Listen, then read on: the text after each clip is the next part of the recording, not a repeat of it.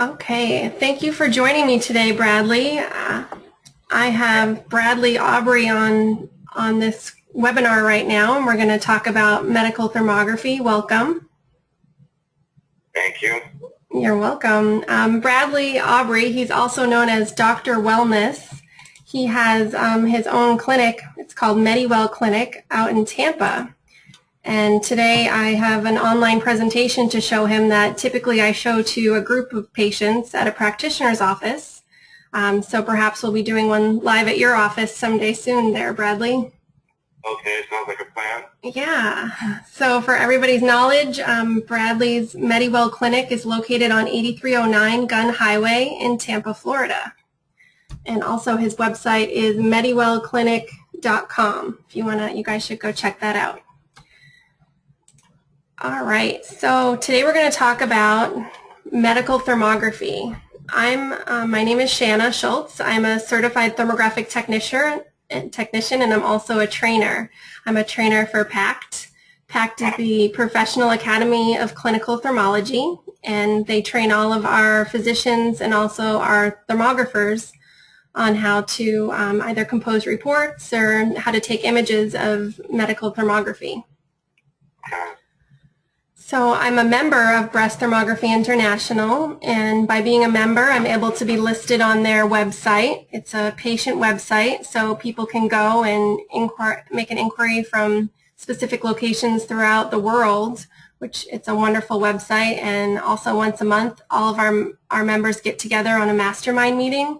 So we discuss, new case studies and marketing and so forth. Oh, great. Yeah. All right, so today we're going to talk about medical thermography, early cancer detection, and prevention. Thermography is actually ideal for prevention. You want to follow your report recommendations once you get your report back. It's kind of like using it as your health checklist. So for yourself, Bradley, or for any of your clients or patients, you can see areas that they need to improve on thermographically. So any signs of inflammation or even hypothermia, cold spots, can use some improvement. And basically what you would want to do is review the report with them and then either give them some additional tests to see what may be causing those abnormal findings or treatments to help them improve thermographically and also improve their overall health. Okay, nice. I always tell patients to take one thing at a time. They're going to review the report with me right after, and I kind of help them to realize what areas they need to focus on and address first. Some things are more urgent than others, and the idea is to improve any areas of inflammation, which could be the precursors to cancer and other diseases. Here's a nice long list about why I'm passionate about medical thermography. I've seen it time and time again where early detection saves lives. I actually have a friend who's, asked me, what are you doing today? And I'm like, saving some more lives, because I literally do that with every time somebody gets a report back. Usually they make some improvements in their health, and you never know how that can change their future health. So in these next few slides, I'm going to show you why it's so important to screen yourself safely at least once a year. These are some startling facts out there. 1 in 8 women will develop breast cancer in the U.S. There's 290,000 cases every year. Breast cancer is the leading cause of death from women ages 35 to 54. And I don't know if you know, but they actually don't make a woman get a mammogram until age 40 because they say that young women with denser breast tissue, it does more harm than good. And it doesn't even make sense if it's the leading cause of death, ages 35 to 54, waiting until 40. Right now, there's over 1 million cases undetected in the U.S. There's actually 1 in 1,000 men will develop breast cancer. It's not just women that get it. There's about 40,000 women that die every year of breast cancer. 10% of all cancers affect women under 40. There's $15 billion spent in breast cancer research every year, and unfortunately it's not getting any better. 80% of breast cancer patients have no family history, and between 15 and 25% of breast cancer cases are overdiagnosed, meaning that women are unnecessarily getting surgeries, biopsies, lumpectomies, and even mastectomies. So to put all of that in perspective, here's a team of 24 women of which 3 statistically would get breast cancer. You think about all these deaths throughout history. Most recently there was 3,000 deaths in the World Trade Center. Every year there's 26,000 auto accident deaths, and 40,000 women die of breast cancer every year. So what do we do after 9/11? We beefed up security, spent $60 billion on TSA because of 3,000 deaths. There's 26,000 deaths every year. I certainly wear my seatbelt. I hope you do too. Definitely. Good. And with breast cancer, there's 40,000 deaths every year, and there's no available testing. That's the standard form of care for women under 40. So I have a question. What exactly is cancer? Don't worry, I'll just tell you. It's actually the uncontrolled proliferation of cells in our bodies. And cancer cells are actually in everybody, but normally they're kept in check by our immune system. So I know at MediWell Clinic you must work really hard to help people, be well now and prevent issues in the future. Right. This is how we can see hot spots on thermography. Some hot spots are greater than others, and they could be cancerous. So there's no way to know for sure unless they go for further testing. But what's wonderful about thermography is that it could be early detection, that you could find a hot spot 8 to 10 years before it would actually show up on anatomical testing in some cases. So when these precancerous cells in our body, they go through this process called angioneogenesis. It's because the immune system is down and those precancerous cells are able to grab onto a blood supply, feed off that blood supply, and then they double on average every 90 days. So that's why with thermography, when you come in, and we see an abnormal hot spot, that sometimes our interpreting doctors say, wow, that looks, pretty concerning, go get an ultrasound right away. But if not, sometimes they want people to come back in 3 or 6 months to check out a hot spot, because it could be one of 3 things. It could be tumor growth or angioneogenesis, or it could be hormonal imbalances, or it could be toxins in the body. Do you have different things at your clinic that help to get rid of hormone imbalances or toxins in the body? Yeah, correct. Yeah, we hormones and obviously detoxes and increase or lower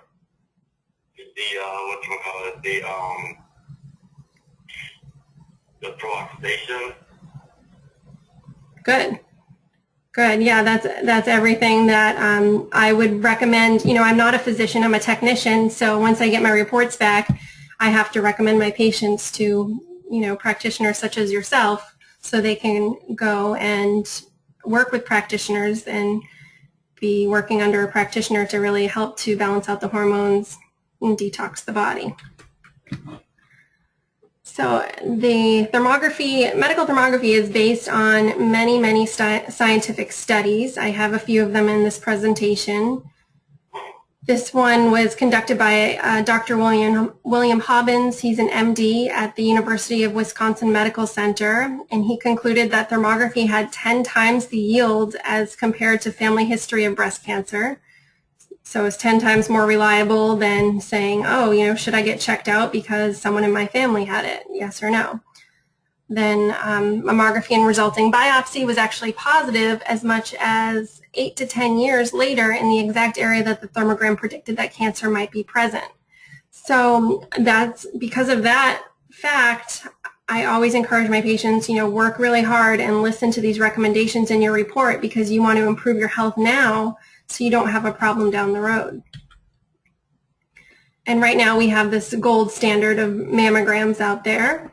Mammograms emit iodizing radiation. They can be painful. I've been told it's like applying 50 pounds of pressure on the breast. And whenever I talk to men about thermography, I always say, if there was a test that applied 50 pounds of pressure to the testicles, they'd probably come up with a different way, wouldn't they? But the breast tissue is very sensitive. So personally, I've never had a mammogram, and I don't think I'll ever get one, but I can't even imagine that much pressure. So then with mammograms, 80% of biopsies come back negative. So 80% of the time it's unnecessary to cut into a woman's breast tissue, which if there was cancer present, you run the risk of spreading it. 20% of the time they're false negatives, meaning 20% of the time women get mammograms and then they say they're fine and really they do have cancer. Mammogram guidelines are currently being challenged at this time because they're saying it's too much radiation for women under 40. And so now they're saying it's debatable in their 40s, and they're thinking of moving it to age 50. Here's a study. I'm sure you've heard of Harvard, right, out in Massachusetts.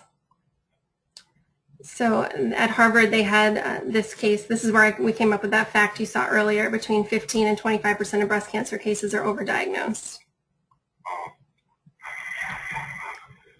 Now, this is an extreme picture, of course, but with conventional testing, we said it could be 8 to 10 years early. It's like the anatomical approach looks for lumps or bumps, an MRI, ultrasound, X-ray, and there's all this time period where a cancer could be growing. It could take 8 to 10 years to show up on an anatomical test as a lump or a bump, but you could see it beforehand in thermography and then make some positive changes for your health and avoid it turning into cancer in the future. Here's an interesting article from the Canadian Task Force. They're kind of like the AMA of Canada, and they said that they'd rather see women ages 50 to 74 receive mammography every 2 to 3 years rather than annually, and not even screen women ages 40 to 49 at all. Listed in the British Medical Journal, it says, since the benefit achieved is marginal, the harm caused is substantial, and the costs incurred are enormous, we suggest that public funding for breast cancer screening in any age group is not justifiable. So it's not just in America that, medical journals are publishing articles about mammography and, the potential harmful effects. Here's a report from an MD in Manhattan. One of our patients brought this in, and it says right on the report that between 10 to 15% of cancers are not identified on mammography. And if you go right to the Susan G. Komen website, it actually says that mammography is 83% accurate, whereas breast thermography is 97% accurate, and I'll show you a study here in just a second, but it looks at the physiology or the heat in your body instead of the anatomy, looking at lumps or bumps. And it can detect cells that aren't dense enough to show up on an X-ray or a mammogram. That could be 10 years before a mammogram with no radiation, and it's actually safe at any age. I do full body imaging, and we'll get into that in just a little bit, but my youngest patient's actually 3, and my oldest patient is 94. So it's ideal for anyone who can pose for a camera, that is. This says, is this new? And no, this certainly is not new. Here's early thermography. You can see they used this technology that was similar to that of a mood ring. They actually pressed it right on the breast, and then with this very sophisticated piece of equipment here down in the lower left, it's actually a Polaroid camera. They took a picture of it and sent off those images to the team of interpreting doctors. The healthcare system has not incorporated this as their normal form of testing yet? Not yet, but it took mammography 25 years to become the standard form of testing and covered by insurance. So I'm sure it's just going to be a matter of time. Gotcha. But ultimately, I would imagine that the multi-billion-dollar cancer and pharmaceutical industries, they don't want to hurry this screening along because hopefully it'll prevent everyone from getting cancer. Definitely. There's over 800 articles out there that have been published on breast cancer and thermography, and thousands more on the rest of the body. But here's one of the greatest articles as of late. It was published in the American Journal of Surgery, conducted by this team of MDs, and performed at the New York Presbyterian Hospital in Cornell. And they concluded that thermography for breast cancer detection is 97% sensitive. So 97% sensitive or accurate, whereas mammography is only 83% accurate. Have you ever heard of Dr. Christine Northrup? Yeah, she's awesome. She is, and she's a huge proponent for thermography. She likes to call it October Breast Health Awareness Month rather than Breast Cancer Awareness Month. And I try to copy her on some things, but she says, I understand that mammography has been the gold standard for years. Doctors are most familiar with this test, and many believe that a mammogram is the best test for detecting breast cancer early, but it's not. Studies show that a thermogram identifies precancerous or cancerous cells earlier and produces unambiguous results, which cuts down on additional testing, and it doesn't hurt the body. Isn't that what women really want? So it's not just here, it's in 1,500 hospitals in Japan. Brazil has a great system. They use both thermography and anatomical testing before cutting into the breasts for detection. It's offered in Germany, ages 20 to 85, and research is currently being done at Harvard, Johns Hopkins, MD Anderson, UCLA, and more. So now we are getting into some of these case studies. Some will show you that thermal imaging is not just for the breasts, but I am a member of Breast Thermography International, so we do tend to market a lot to women, as an adjunctive to mammography. So they're going to show you that early detection and prevention are key to a long and healthy life. This first one here, this shows the importance of a 6-month follow-up. The image on the top, you can see on the left breast how there's like a little bit of yellow and then a red line. And then you can see 6 months later how much that increased. Oh, wow, Yeah, and we take a temperature reading, and it was at 1.86 from the right to the left side, and then 6 months later it jumped up to 3.51. So unfortunately that was definitely breast cancer, but when women first come in, our standard is 2 degrees Celsius. So typically we don't say go for an ultrasound unless it's above that. So they may or may not have told her to do that initially. So with that being the finding from that one, you guys do it now, or in the sense of when it's at 2.8, like when it's not at you said at a certain degree, this is when you guys go and suggest them to get ultrasound done, right? Right. So definitely at her 6-month follow-up, we would have said that an ultrasound is recommended on the left breast. On the one on the bottom, right? Correct. Yeah. Yeah. And this wasn't my patient, so I'm not sure if they recommended it at the initial one or not. They may have, because it was close to 2 degrees Celsius and quite the difference between the left and the right breasts. Definitely. Mm-hmm. So this is a picture of inflammatory breast cancer, which you can't even detect on a mammogram. And here's one of our patients. She came in initially in February 2012, and you can see above the right breast just a little bit of yellow. She came back 3 months later, and this is one of the breast cancers that can be very fast in progression. So you can see how it was yellow and then red. And at this point, they said you need to see a breast specialist, and I don't think the patient did until she came back and saw her thermography again in July. And you can see how the breast just completely changed in size, and it's metastasized throughout the breast. And unfortunately, she did pass away in January of 2013 from breast cancer. But had she taken her report seriously and taken some serious action back in May, she may still be with us.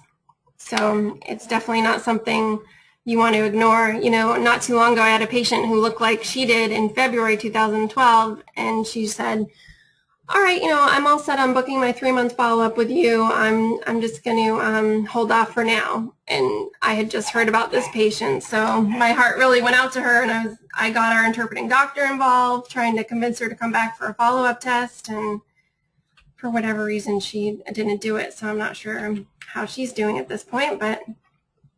Normally it's once a year that they should get their thermograph, but if you guys see that it could be a possibility, then it's every 3 months. Yeah, exactly. If there are any abnormal findings, we'll say come back in 3 months, or, sometimes they're mildly abnormal, so then we'll say come back in 6 months. If everything looks normal, then we say come back in a year. So this is an interesting case. This woman knew she had breast cancer above her left nipple when she came in, and she was trying to decide whether or not to get a lumpectomy or a mastectomy. Can you see my mouse when I hover over her? Yeah. Okay. So see this area right here, these are the lymph nodes. And the surgeon eventually, the patient didn't want a mastectomy, so the surgeon decided to do a lumpectomy right here, and she also removed 11 lymph nodes right here. Can you guess how many of the 11 that she removed were malignant or cancerous? The majority of them? No, it's actually 2. You can see them right here. 1, 2. The thermography correctly identified the 2 malignant lymph nodes. Nice. Wow. Mm-hmm. That's pretty precise. I know. Yeah, so she could have just removed those 2, but I guess as a precaution, they removed all of them. Okay, gotcha. Here's a case of melanoma on the back that to the naked eye, it just looked like a small vascular pattern. And this woman actually came in for a breast scan, but the technician talked her into a health screening, which is the upper half of the body, except the arms. So, we found this melanoma on her. Here is lymphoma on the neck comparing to a PET scan. So you can see, without having to inject yourself with any sugar solution, the same, if not more valuable information with a thermography that also costs less. So let me skip this slide for a second. So the same gentleman, he developed a squamous cell carcinoma because of the radiation treatment on the lymphoma on the opposite side. And then his wife actually found an Indian remedy that they were trying. After the radiation, they wanted to go natural. And you can see it was actually working. This is October 2010, November, and December. You can see how much that heat diminished on his neck. But this poor guy, unfortunately, he actually ended up passing away from a stroke because that treatment, it was somehow blocking the carotid artery on the right side of his neck. And you can see this is one of the most important screenings we do is it's called the cerebrovascular screening. And what the interpreting doctors do is they take a temperature reading on the forehead from the right to the left side. And I've never seen anybody but him have black on their forehead. It was because he wasn't getting any blood flow at all to the right side of his forehead, which the branches of your supraorbital artery on the forehead connect to the internal carotid arteries. What kind of treatment was he doing? It was I want to say it was called either Indian 4 feathers or Indian 2 feathers to get rid of that squamous cell carcinoma in his neck. But unfortunately, that treatment also, I don't know if it ate away at his carotid artery or blocked it, but it caused him to actually pass away of a stroke after all that cancer that he had. This is a hot flash. The image that we see on the right is a woman having a hot flash. I've had, 2 or 3 women who I've been imaging tell me they were having them. So basically you have to stop what we're doing, have them cool off for like 10 minutes, and then we can do the imaging again. You can see intestinal inflammation in the abdomen. Sometimes there's inflammation over the liver, the gallbladder, the spleen. And if patients are showing any of that, we let them know they need to talk to their physician, figure out what they can do to improve their health of underlying organs. This one's a deep vein thrombosis. This woman came in just for a breast scan as well, and one of our interpreting doctors saw this darker vascular pattern coming up from the stomach, and they said, you know what, come see me next week for a full body, and saw this, unfortunately, the portal vein hypertension or deep vein thrombosis. It's what a toe fracture can look like. One of our technicians had a toe fracture. Cancer of the spine. This one was thyroid disease detected early. Sometimes on the limbs, you'll see some cold fingers. It could be the person's diabetic, or it could be compression in the spine. just different nerve issues, whatever's going on that's not normal, and they would need to talk to their physician about it.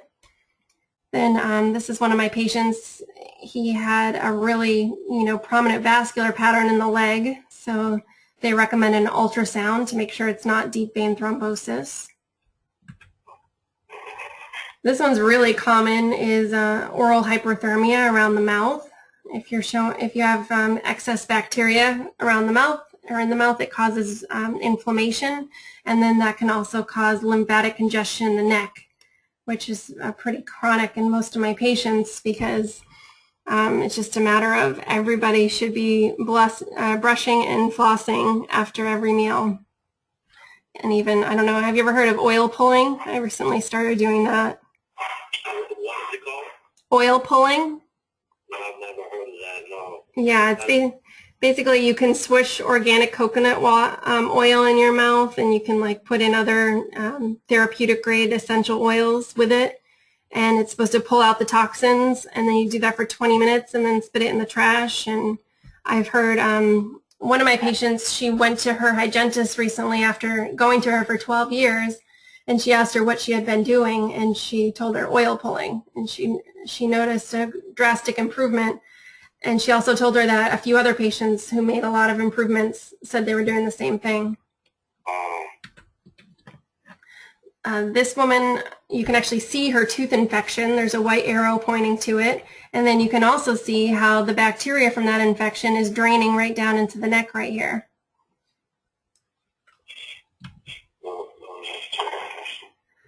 This one's a more normal, abnormal finding of the forehead, the cerebrovascular screening. We consider anything at 0.3 degrees or above to be abnormal.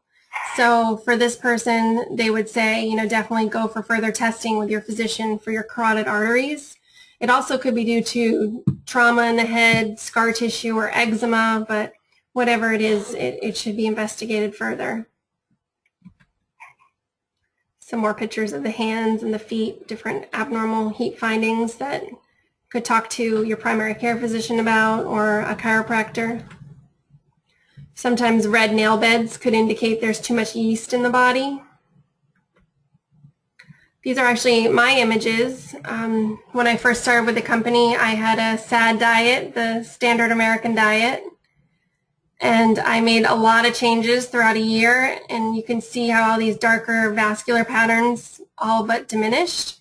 I still have some spots here, and that's signs of hormonal imbalance. So I'm still working with my physician to balance those out. And then here are the same images, but we have both reverse grayscale, which really shows the vascular patterns, and rainbow palette. And also I had some inflammation over the liver that went away after changing my diet, getting rid of sugar, dairy, and gluten, and working out more, doing some detox programs. I also did a food ALCAT sensitivity testing to see what I might be sensitive to. My oral inflammation went away. You can see how hot it was over there, and that diminished. Still working on that. Although in my follow-up, I probably had a headache, because you can see how this is much hotter, and my overall forehead and my neck. But what's important is they look for where symmetric. So you shouldn't have, a hot spot over here and a cold spot over here. Okay. Here's one of my case studies from last year. She also showed some improvements after making some changes to her diet and working out more. You can see how her vascular patterns decreased. And she wrote this little, testimonial saying she was surprised that she felt good during the diet without all the processed foods and sugars. I was like, of course, that makes sense. I always talk to my patients about eliminating toxins in their body. They can get a saliva hormone test, an ALCAT food sensitivity test, figure out what products they're using in their house. Do they have harmful toxic chemicals? Can they be replaced with, I like to use Young Living essential oils. And they have a whole product line with, cleaning products, personal products that are actually beneficial to the body rather than harmful. And then after, I can, if you want to send me, or actually you could give Gina some of your business cards and brochures. I'll see if she can stop by, and then we can put you in our referral book. So when we get our reports back, we go over these reports with our patients, then we can have your information to send to them, so you can help them to improve their health and improve their follow-up scan. Definitely. Thank you. I appreciate it. You're welcome. I recently did a presentation for a group of Young Living people, so I put this in here. They encourage people to use a bottle at least once a year for a month of lavender and frankincense to help to prevent cancer. And there's Gary Young, he's the founder. And I actually just went to their convention out in Utah, so I took a picture of the lavender fields because it's just beautiful. I had to show you guys. Nice. So what to expect after at your screening. There's some online forms you need to fill out. Arrive 10 minutes early so you can cool down and acclimate in the waiting room. There's protocols that start 24 hours before your screening that you have to follow. They're listed on our online forms. And with us, you'll get a confirmation email after, talking about those online forms. There's going to be a certified thermographic technician who will explain acclimation. And imaging can be 10 to 30 minutes. It just depends on which screening you get. After, you're going to have your report emailed to you. It'll take 7 to 10 days unless you want to pay a stat fee of $35 to get that back in 2 business days. And then you'll have to schedule your phone report review, and we'll go over that report with you. So with over 20,000 cases of cancer each year for women under the age of 40, young women with cancer are less likely to survive. So that's why we want to encourage people of all ages to get thermography, because there's no screening for this age group. And prevention or early detection at any age is ideal. I would say by now that you agree that early detection saves lives. So I ask that everybody thinks about their priorities, going out to dinner, hair, nails, vacations. We learned that the average New Yorker spends $1,500 a year in Starbucks coffee. Wow. I know. So by watching this presentation today, I'm offering $50 off for a thermography screening. And you would just have to mention that you saw this presentation, and then we would extend that discount for you. So thank you so much, Bradley, for listening to my presentation today. I really appreciate you taking the time. No, definitely thank you. And okay, so say if I have patients and clients that I obviously will go ahead and suggest that they go and get this done. Well, is there a certain location that they go to, or can it be done at the office? Yeah, we can talk about that after. We may be able to add your location, because we do that quite often. We'll add a physician's location to our list of locations that we go to. But right now in your area, we actually utilize a company called Regis. Are you familiar with Regis? Regis, yeah. It's they have many offices. They have many businesses and offices, right? It's a place where you can rent. Correct. So in Tampa, we go to a Regis. Which one's the one off of Fowler? It's on 2202 Northwest Shore Boulevard, right by the airport. Oh, which is good, because I'm in West Chase, so West Shore is not too far from where I'm located. Very nice. Yeah, so if anybody wants to make an appointment, they can visit our website. It's btiscan.com. That stands for Breast Thermography International, so it's btiscan.com. Or they can call our number. It's 877-315-7226, and we're at extension 447. Okay, great. Yeah, and Bradley, do you want to give the number to your clinic as well? Yes, it's